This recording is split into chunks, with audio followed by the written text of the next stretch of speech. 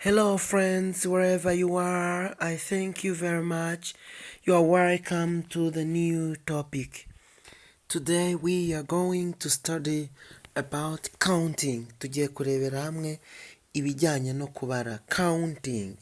Kubara. Counting. We are going to count from 1 to 10. Turaza kubara kugera ku 10. We'll count from 1 to 10. We will mainly focus to some examples that are related in English, and we'll mainly translate them into our mother tongue, Icyongereza. So keep working, we are together.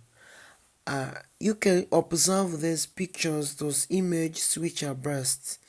Anyway, I can say this picture number 1 is showing one thing. Bivuze rimwe, one.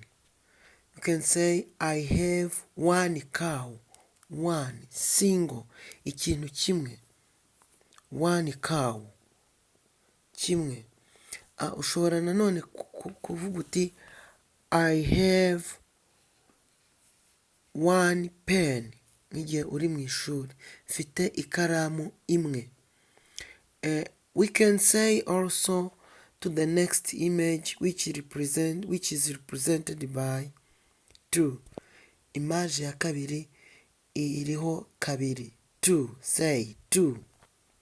2. Kabiri. 2. I have 2 cups. I have 2 cups. I drink 2 cups of water. I drink 2 cups of water. Ndanywa ibikombe bibiri by'amazi. I have 2 cups. Mfite ibikombe bibiri. Next image is showing 3. 3 bisobanura gatatu. Ndasaba ubyumva ajye asubiramo. 3 bisobanura gatatu. I have 3 chalks. Mfite ingwa eshatu. Don't exceed 3 tablets. Nturenze ibinini bitatu. Don't exceed 3 cups of water. Nturenze ibikombe bitatu by'amazi. 3 gatatu. 3 gatatu. 3 gatatu. Another image is showing 4. 4 bisobanura kane. I have 4 leaves. Mfite ibibabi bine. I am able to count from 1 to 4. Nshobora kubara kuva kuri rimwe kugera kuri kane. I am able to read from 1 to 4. Nshobora kubara kuva kuri rimwe kugera kuri kane. 4, kane. Another image is showing 5. Say 5. 5. 5 bisobanura gatanu. I use 5 minutes from home going to school.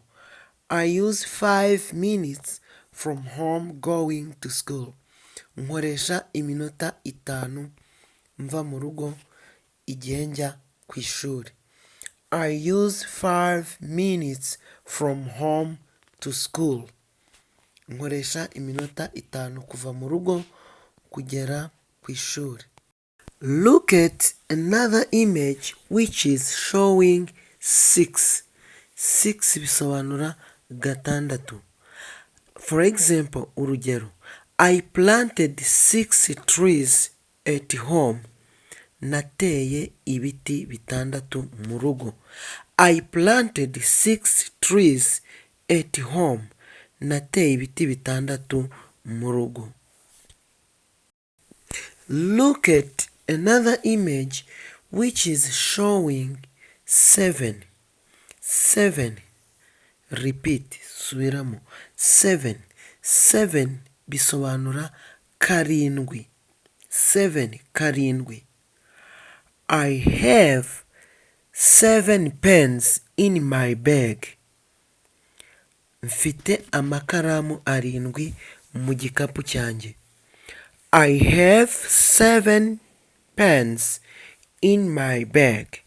Mfite amakaramu arindwi mu gikapu cyanjye.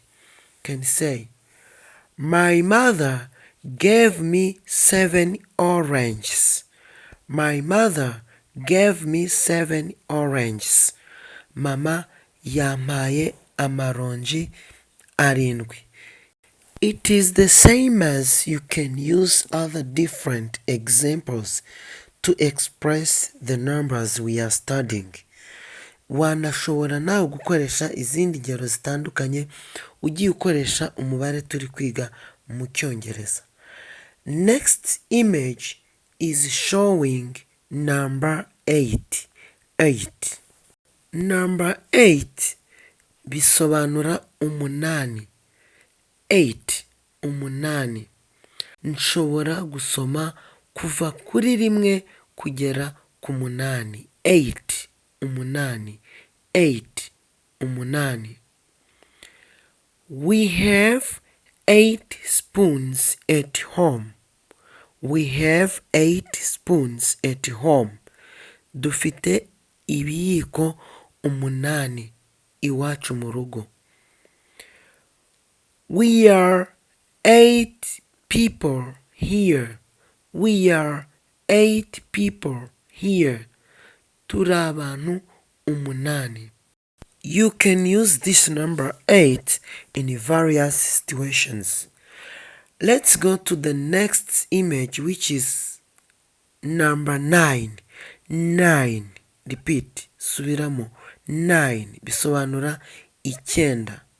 9, icyenda. For example, we can say, I bought 9 bananas. I bought 9 bananas. Naguze imineke icyenda. I bought 9 bananas. You can understand. 9, icyenda. 9.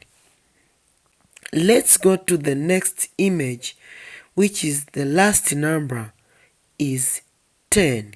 Repeat. 10. 10 bisobanura icumi. Here you can give an example. Hano ushobora gutanga urugero. Example.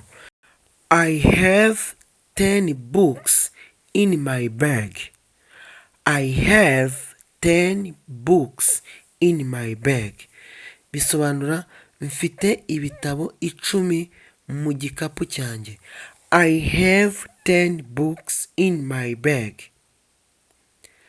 We thank you very much for your kind attention, hoping that the next lesson will be better, and you keep loving, keep watching. Thank you. May God bless you. I love you all. Please subscribe on this channel. I'm teacher Daniel.